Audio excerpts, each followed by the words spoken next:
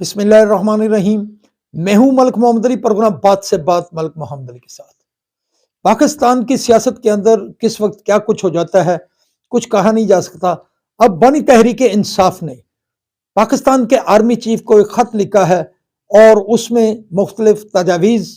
پیش کی ہیں انہیں، اور جبکہ دوسری طرف سے یہ خبر سامنے آ رہی ہے کہ ابھی تک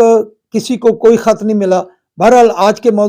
پروگرام میں اسی موضوع پر بات ہوگی۔ اور پیارے دوستوں، جن دوستوں نے ابھی تک ہمارے چینل کو سبسکرائب نہیں کیا،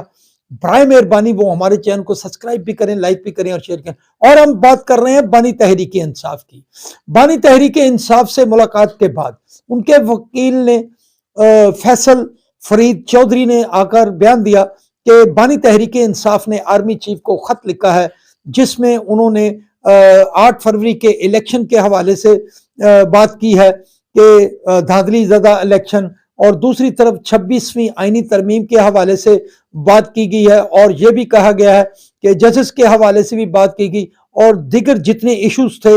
ان میں ان کا ذکر کیا گیا ہے۔ فیصل فرید چودھری کا کہنا تھا کہ بانی تحریک انصاف نے آرمی چیف کو یہ خط تحریر کر دیا ہے، اور ان سے یہ بھی کہا گیا ہے اس خط میں کہ اپنی پالیسی پر نظر ثانی کی جائے۔ بہرحال یہ تو فیصل فرید چودھری کا ایک بیان ہے جو انہوں نے کہا کہ بانی تحریک انصاف نے آرمی چیف کو خط لکھا ہے۔ اب ہم آتے ہیں اس بات کی طرف کہ پچھلے 2.5 سال سے جب سے تحریک عدم اعتماد کے بعد بانی تحریک انصاف کی پہلے حکومت ختم ہوئی، پھر ان کا احتجاج چلتا رہا، اور اس کے حوالے سے گزشتہ 2.5 سال کے دوران ادارے کے متعلق بانی تحریک انصاف اور تحریک انصاف کا جو موقف رہا ہے وہ کسی سے ڈھکا چھپا نہیں ہے، اور جو بھی ایشوز آتے رہے اس میں براہ راست اسٹیبلشمنٹ کی بات کی گئی، بلکہ بانی تحریک انصاف تو مختلف القابات سے جو ادارے کے سربراہان تھے انہیں پکارتے رہے۔ اور اس کے ساتھ ساتھ گزشتہ 2.5 سال کے دوران جو بھی ایسا موقع ہے، بیرون ملک بھی پاکستان کے سپہ سالار کے تصاویر لے کر احتجاج کیا جاتا رہا۔ جب IMF کے پاس قرضے کے لیے بات کی گئی تو اس وقت بھی تحریک انصاف کے رہنماؤں کی قیادت نے بیرون ملک امریکہ میں FIA کے جو